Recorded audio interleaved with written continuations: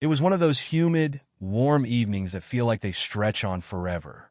The type of night when the air itself seems thick with nostalgia.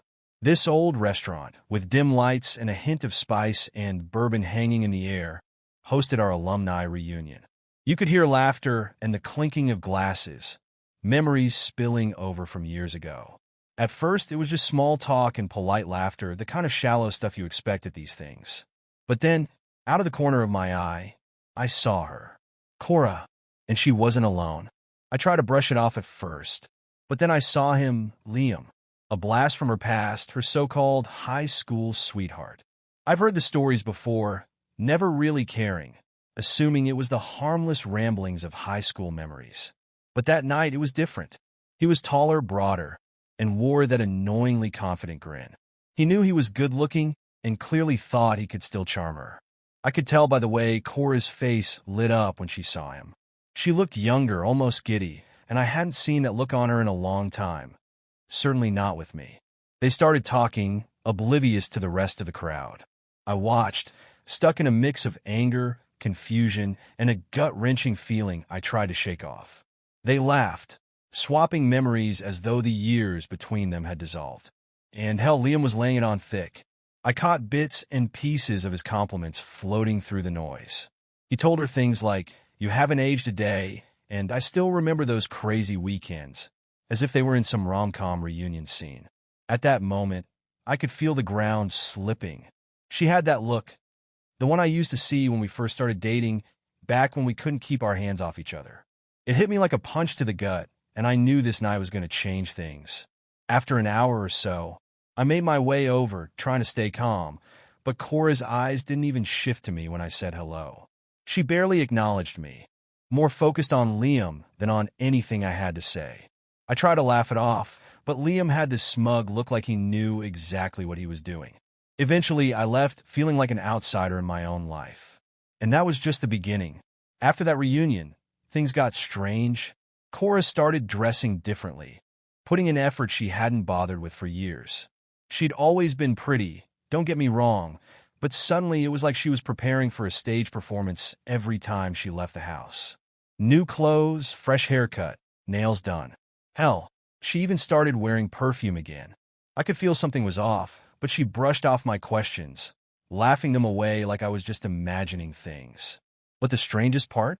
Cora's friend, Veronica, was in the mix too. Veronica had always been a close friend of ours, someone we trusted, but now she seemed almost thrilled by Cora's new energy. She even laughed about it with me, calling it Cora's second wind or some crap like that. I wanted to believe it was innocent, but that gut feeling kept twisting inside me, telling me to keep my guard up. One night, I caught her texting someone late, her face illuminated by the phone's light under the covers. I asked casually enough, "Who's texting you this late?" "Oh, it's just Veronica," she replied, her voice a little too casual. "She's got some family drama going on. You know how she is." I forced myself to nod, but I felt a pang of doubt. And then she started going out more often, little excuses about catching up with friends or needing me time. Each time, I'd ask her, "You meeting up with anyone?" She'd brush me off, waving her hand and smiling too sweetly. "Just some girlfriends." "Don't worry, I'm not that exciting," she'd say. But every word felt like another weight pressing down on my chest. One evening, Veronica came by to chat, the air a bit too tense, and I felt a shift between us. She had this look in her eye, a mix of pity and worry, as she asked, "Hey, have you noticed anything different with Cora?" I hesitated, but finally said, "Yeah, something feels off." Veronica nodded, biting her lip. "Just keep an eye on things, okay? If you need anything, let me know." The words lingered between us, unspoken accusations hanging in the air. It was clear to both of us that something was happening, something that would shake up everything I thought I knew about Cora. That night was a turning point, the kind that feels like a red flag flashing in your mind. I started noticing everything, keeping track of little things she probably thought I'd overlook. There were strange numbers popping up on our phone bill, late-night calls she'd dismiss as just catching up with Veronica, even though her tone was too low, too secretive for a chat with a friend. Each night, I felt like I was going to crack like a bomb ready to go off, but not sure where the fuse started. The suspicion gnawed at me, eating away the image of our relationship like rust on metal. The worst part? I could see her slipping further and further away, pulling her attention from our family, our life, to someone else. But I wasn't about to stand by and watch her erase our marriage piece by piece without a fight. It started slowly, just little changes here and there. At first, I thought maybe she was just going through a phase, maybe dealing with something personal she hadn't mentioned. But I could feel her slipping away, pulling back, like there was a wall going up brick by brick. Cora was on her phone more often, always finding some reason to be out in the evenings, claiming it was either a girl's night or something she just needed for herself. She'd say it with that same sweet smile that used to make me melt, but now it felt like a thin cover hiding something else. I kept telling myself I was imagining things, but every time she'd step out, that chill in my gut grew stronger, whispering that something was wrong. One evening, I heard her phone ring, and she glanced at me before slipping out onto the balcony, barely even closing the door behind her. The air was thick, and I found myself straining to listen, trying to pick up anything I could. I caught snippets, just a few words floating through the open door. I heard her say, "Yes, I miss you," her voice lower and softer than usual, and then, "We can meet," that was it. Just those words. But it was enough. A pang of jealousy shot through me, hot and unrelenting. I tried to calm down, tell myself it wasn't what it sounded like. But the pieces were starting to line up, no matter how badly I wanted to believe otherwise. After she ended the call, she stepped back in, glancing at me, her face a careful mask. She gave me that look, that fake sweet smile she was using more and more lately. "Just Veronica," she said. "She's going through a rough patch, and I didn't want to disturb you with it." I didn't press, but I knew damn well she was lying. I could feel it, every word she spoke dripping with deceit. I was at a loss, not knowing if confronting her would make things worse, or if I should try to play it cool, hoping she'd come clean on her own. But each time I tried to catch her eye, to get her to say anything real, she'd slip further behind that practiced smile. A couple of days later, I went out with a few friends from work. We met up at this low-lit bar, the kind that smelled faintly of old wood and spilled beer, the place where we'd laugh about meaningless stuff after a long day. But that night, I couldn't keep up the casual banter. It must have shown on my face because eventually Travis, an old friend of mine, asked me outright, "All right, man, what's going on? You've been out of it all night." I tried to laugh it off at first, but I guess I'd hit the point where holding it didn't make sense anymore. "It's Cora," I started, glancing around as though she'd pop out of the shadows and hear me. I don't know, man. She's different. Distant. On her phone all the time, going out in the evenings, brushing off everything I asked." Travis nodded, his expression shifting to something between concern and curiosity. "Think there's someone else?" The words hit hard, like he'd just put a voice to the fears I was trying to avoid. "I don't know," I admitted, but it sounded weak, even to my own ears. I knew, deep down, something was there. Travis didn't push, but leaned in, lowering his voice. "Look, I hope I'm wrong, but if you think something's up, don't just ignore it. Pay attention, keep track. I could even help, if it comes down to it." His offer hung in the air, and while it felt strange to be considering that level of caution, a part of me knew he was right. If I wanted to know the truth, I couldn't just sit around waiting for her to confess. The following weekend, I tried to push everything aside and suggested we go out to dinner. I wanted it to be a night just for us, a way to maybe reconnect, or at least get a sense of what the hell was happening between us. She agreed, but when we got to the restaurant, her mind was clearly somewhere else. I caught her checking her phone every few minutes, glancing around like she was expecting someone to walk in at any moment. I tried to make small talk, asked about her day, her plans for the weekend, but she gave me short answers, eyes flicking back to her phone. I could feel my patience fraying, and it took everything not to call her out right there in front of everyone. When she excused herself to the restroom, I picked up her phone from the table, hoping to see anything that would make sense of this mess. Of course, it was locked. She put a new code on it. I put it back just in time as she came back, giving me that same empty smile. I felt myself starting to detach, the numbness settling in as if it were easier to distance myself than confront the truth. But I wasn't done yet. A few days later, curiosity gnawed at me, and I found myself snooping. I wasn't proud of it, but I needed answers. Going through her laptop when she wasn't home, I found a hidden social media profile, an account under a name I'd never heard her use. There were messages, threads of conversations that went late into the night. She was talking to Liam. That sealed it. She'd been hiding this entire relationship behind a fake name, keeping me in the dark. I'd barely scratched the surface, but I could see their messages, small pieces of their world built on secrets and lies. And they weren't even being careful. It was like they thought I'd never bother to look, that I'd never suspect my own wife would do this to me. I felt like a fool, seeing the words they'd exchanged, the way she laughed with him, talked to him with a warmth I hadn't felt in so long. There were times I'd wanted to smash the laptop, to confront her with every word they'd written to each other, but something held me back. Maybe it was the need to have a plan. Maybe it was that I wanted to know how deep her lies went before I laid all the cards on the table. At this point, there was no denying it. I'd been watching my marriage dissolve in slow motion. But this was a slap in the face, proof that she'd abandoned everything we'd built, everything I believed in. And the worst part? I could see it in her every day, but she was too wrapped up in her little affair to even realize I was catching on. So, I waited. I watched. And every time she'd sneak away for a girls' night, or slip onto the balcony for a whispered phone call, I knew that my patience wouldn't last much longer. I met Veronica at a small cafe, a quiet spot tucked away from the main street. It felt strange calling her up just to talk about Cora, but I needed someone who understood what I was going through. She'd been close to us for years, and it was almost surreal knowing she was the one person I could trust to be honest. The moment she sat down, I could see the mixture of pity and disgust in her eyes. She'd always been more loyal to me than Cora, and it showed.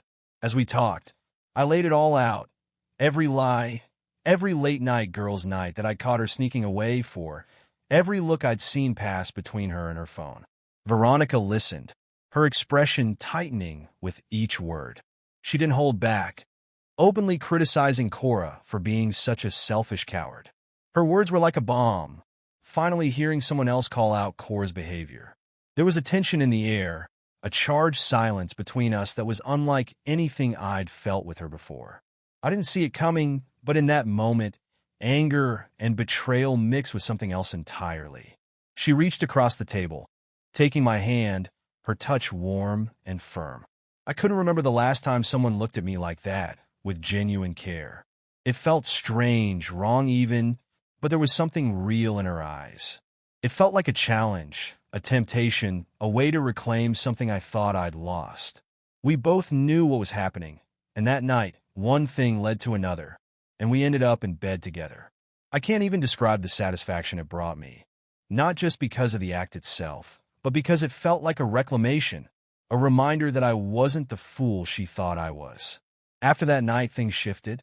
Veronica and I became allies, partners with a common goal, each one feeding off the other's energy. She wanted to see Cora fall just as much as I did, and she wasn't afraid to do whatever it took to help me get there. Together, we began putting the pieces together, mapping out how to expose Cora's lies and make sure she knew exactly what she was losing. We started meeting more often, sometimes in public, sometimes in my house, talking strategy and figuring out how to catch her in a way she couldn't deny. It was Veronica who brought up the idea of finding out more about Liam. She suggested we dig into his life, see if there was anything that could reveal who he really was. If Cora had chosen him over me, maybe there was something in his past that could open her eyes. That's when we found Bart, an old friend of Liam's who'd worked with him years ago. Veronica had a connection through a friend, and before long, I was sitting in a dingy bar with this guy, listening to stories that made my blood boil. Bart was more than willing to spill every dark detail. Turns out, Liam had a history, stories of manipulation, stringing along women, and using them to get what he wanted. Bart laughed as he shared, clearly bitter about how things had ended between them. The more I listened, the more I realized this wasn't just about me anymore. Liam wasn't some charming, old flame for Cora. He was a user, plain and simple, and she'd fallen right into his trap. Bart told me about Liam's old habits, his tricks for getting what he wanted from people. He'd even bragged to Bart about how easy it was to manipulate women into doing things for him, buying him things, paying his way. I could feel the anger simmering under my skin, a fury I hadn't felt before. Veronica played her role perfectly. She started coming around my place more often, sometimes lingering when Cora might be on her way home. The goal wasn't to make anything obvious, but just to leave enough hints. She'd leave her scarf draped over a chair, or her lipstick on the bathroom counter. It was subtle, but enough that Cora would start to notice. And it worked. I could see it in the way she started looking at me, a flicker of doubt that she tried to hide, a bit of jealousy she wasn't ready to admit. I wanted her to feel that same twist of betrayal that had become my constant companion. Veronica and I would meet up late at night, sometimes just to talk, sometimes for more, and the lines between revenge and something real blurred in a way that left me spinning. But every time, it reminded me of what I was fighting for. This wasn't just about Cora's affair anymore. It was about taking back control, proving to myself that I hadn't lost everything. We kept meeting with Bart, each time learning a little more about Liam's shady past. The stories piled up, giving us a glimpse into the kind of man he really was. There was one story in particular that stuck with me, something about how he'd conned an ex into funding a bogus business venture, taking her savings and disappearing once he'd milked her dry. This was the man Cora was so taken with, the man she'd thrown everything away for. Knowing this gave me a strange sense of satisfaction. The pieces were coming together, and soon enough, she'd have to see him for what he really was. Veronica was relentless, diving headfirst into the role of my co-conspirator.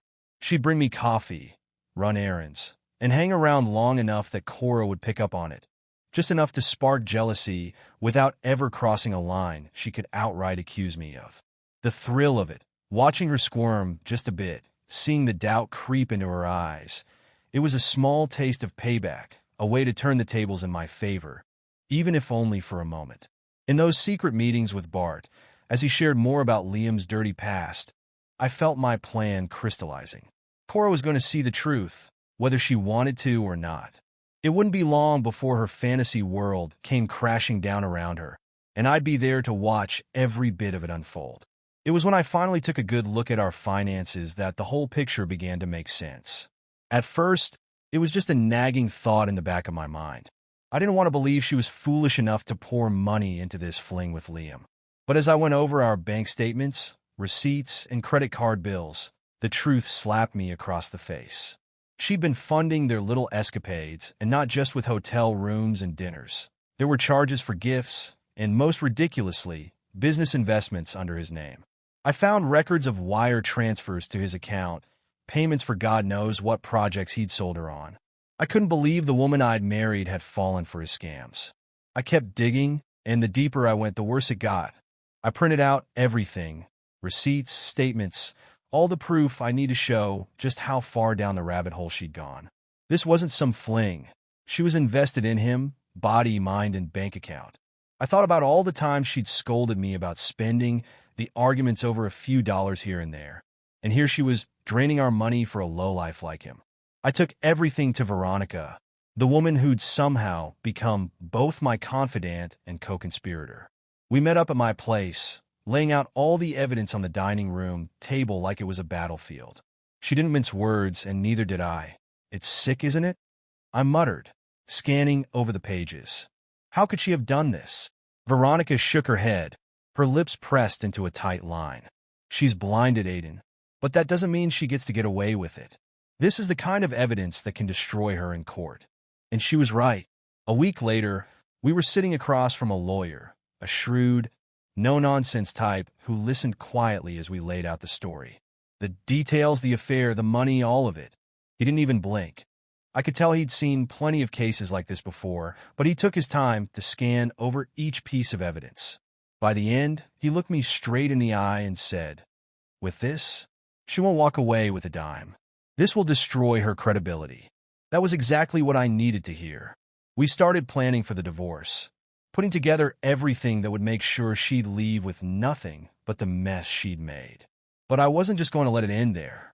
I wanted people to know the truth, especially her family, the people who'd trusted her, who had no idea what kind of person she'd turned into. So, one evening I met with her parents. It felt strange, sitting in their living room, feeling their warmth, their kindness. They'd been nothing but good to me over the years, and I knew they didn't deserve the lies Cora had dragged them into. I didn't hold back. I laid out the facts one by one, the affair, the money, the lies. I watched their faces go pale, saw the disbelief in her father's eyes and the shock in her mother's. They didn't say much at first, just sat there in stunned silence, letting it sink in. Her mom started to cry. Her father clenched his jaw, his face hardening with each word I spoke. I hated having to break it to them, but they needed to know the truth. After that, I noticed they stopped reaching out to her, stopped inviting her over. It was clear where their loyalties lay. With every piece of evidence in place, Veronica and I made one final stop. The hotel where she'd met Liam so many times. We walked in together, playing our parts, pretending to be just another couple checking in. But we had one goal in mind: security footage. Veronica had managed to get us a contact who worked there, a guy willing to look the other way for a bit of cash. A few hours later, we walked out with exactly what we needed: clear shots of Cora and Liam together, laughing, holding hands, acting like they had no cares in the world. It was the final nail in the coffin, the last piece that would make sure her lies couldn't survive the light of day. I could already picture her face when she realized just how much I knew, how much she'd been exposed. And for the first time in weeks, I felt like I was back in control, ready to watch her entire illusion crumble to pieces around her. The court date was approaching, and the tension between us was palpable. Cora tried to act like everything was normal, like I didn't know what she'd been up to, but there was a crack in her mask now, and she couldn't hold it together like she used to. I could see the fear in her eyes every time I walked into the room, a flicker of something that told me she was finally starting to understand the depth of the mess she created. She must have felt the walls closing in, the weight of everything she'd thrown away creeping up on her. I was counting down the days until I could finally lay it all out in court. But before that happened, there was one last card I wanted to play. I wanted her to know just who she'd thrown me away for. She'd been living in a fantasy, blind to the truth about Liam. But that was about to change. Veronica and I had gathered everything we needed, proof of Liam's past schemes, his endless string of women, each one just as gullible as the last. I could feel a sense of grim satisfaction, knowing that she was about to learn just how deep her betrayal went, not just for me, but for herself. One night, as she sat across from me, I finally let her have it. I laid out Liam's history, his cons, the way he'd manipulated women for money, for gifts, for a lifestyle he couldn't earn on his own. Her face went white as I spoke, the color draining as she pieced it together. I showed her everything: the messages we'd found, the stories Bart had shared, every filthy detail. She looked like she wanted to be sick, her hands trembling as she held the pages, her eyes flicking back and forth as if trying to find some way to deny it. "You thought he loved you?" I couldn't keep the bitterness out of my voice. "You really thought you were special? You were just another name on his list, Cora. Another bank account to bleed dry." She sat there in stunned silence, too shocked to respond, her mouth opening and closing as she struggled to find the words. I watched her carefully, waiting for some spark of realization, some sign that she understood the full extent of what she'd done. But instead, she just shook her head, the denial still clinging to her like a drowning man to a life raft. A few days later, she tried to call Liam, probably to demand answers, to figure out if there was any shred of truth left in her twisted little fantasy. But of course, he ignored her calls, her texts, every desperate attempt she made to reach him. She must have tried half a dozen times, each one going straight to voicemail. And with each rejection, I could see the panic building in her eyes. Finally, she managed to track him down, cornering him at a cafe they'd once frequented. I wasn't there, but from what I heard, it didn't go well. She showed up, practically begging him for an explanation, for some assurance that what they'd had was real. But he didn't even bother to sugarcoat it. He told her bluntly that she no longer interested him, not without the money. He made it clear that she was just a pawn, a means to an end, and now that she had nothing left to give, he was done with her. I can only imagine the look on her face as he walked away, leaving her standing there alone, with nothing but the shattered pieces of her own mistakes. She came home late that night, her face pale, her eyes hollow. She barely even looked at me as she walked past, disappearing into the bedroom without a word. I didn't need to ask what had happened. I knew. The truth had finally caught up with her. In the days that followed, she fell into a silence I'd never seen before. She'd spend hours just sitting there, staring at the empty walls, the spaces where our family photos used to hang. I'd taken them down one by one, leaving her nothing to hide behind, nothing to distract her from the empty life she'd built for herself. She was isolated, abandoned, with no one left to turn to. Her friends had drifted away, her family wanted nothing to do with her, and now, even Liam had discarded her like yesterday's trash. She was truly alone, left to face the consequences of her choices with no one to catch her as she fell. And as much as I'd loved her once, as much as I'd tried to hold on to the life we'd built, I couldn't find it in myself to feel sorry for her. This was the end of her romance with Liam, the final chapter of a story that she'd written herself.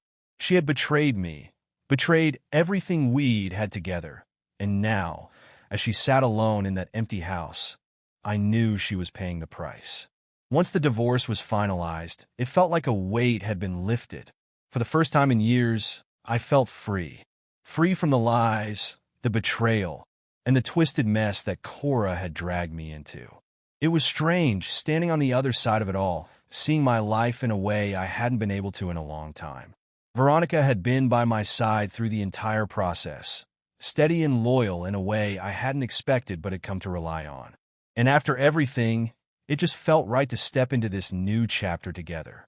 We didn't hide it. After months of quiet revenge and hidden plans, I didn't feel the need to tiptoe around anything anymore. Veronica and I started going out as a couple, attending events, spending time with friends, enjoying life openly and honestly. People noticed. Of course, they did. The whispers started, the quiet buzz about what happened to Aiden and Cora slipping through social circles. Everyone knew something had gone wrong, but they didn't know the whole story yet. They'd hear bits and pieces, and naturally the speculation grew. Cora's betrayal became the talk of our circles, an open secret that everyone was eager to learn more about. And, to my surprise, Veronica and I found ourselves at the center of attention, in a good way. People started to see her as my true partner, the one who'd stood by me through thick and thin. It felt like a second chance, a fresh start with someone who valued me. I knew there was one more thing left to do. It wasn't about revenge anymore, not really, but I wanted to close this chapter in a way that left no doubt about what had happened and who was responsible. I planned a gathering, inviting friends, mutual acquaintances, people who'd been part of our lives before it all went downhill.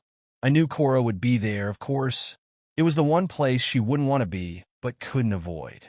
She couldn't bear to stay hidden, even though deep down, she knew what was coming.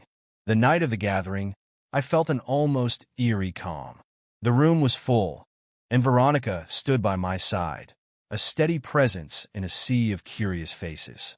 When Cora arrived, her face fell the moment she stepped through the door, her eyes darting around, probably already sensing she was walking into something she wouldn't escape from. I could see her trying to smile, trying to keep up that well-rehearsed facade, but it was slipping. The weight of everything was clearly pressing on her. Halfway through the evening, I stepped up, silencing the room as I raised my glass. "Thank you all for being here," I started, letting my voice carry. "Some of you might have heard rumors, maybe pieces of what's been going on these last few months. Tonight, I wanted to share the truth." I paused, letting the silence grow thick, every eye in the room focused on me. Then, I began recounting the story, from the moment I'd first suspected something was wrong to the final betrayal with Liam. I didn't hold back, letting everyone see the raw, unfiltered truth of what Cora had done. And then, to seal it, I shared the evidence. The photos, the messages, the bank statements. Each piece hit harder than the last. And as I spoke, Cora's face paled, her mouth falling open as the truth unraveled around her. People around her shifted, the looks on their faces shifting from shock to disgust as the full extent of her betrayal became clear. She tried to say something, stammering, but the words wouldn't come. She was completely overwhelmed, her usual charm shattered under the weight of her own lies. It was her final humiliation, the moment she'd have to face the reality of her choices with nowhere left to hide. She sank into a chair, defeated, head hanging as the room continued to murmur, the full scope of her actions laid bare for everyone she once knew. For the first time, she seemed to understand the impact of what she'd done, the reality of the life she'd thrown away, and she couldn't bear it. She was left in her own shame, a collapsed version of the person she'd once pretended to be. After that night, things felt lighter. I knew I'd closed that chapter, that there was nothing left holding me back.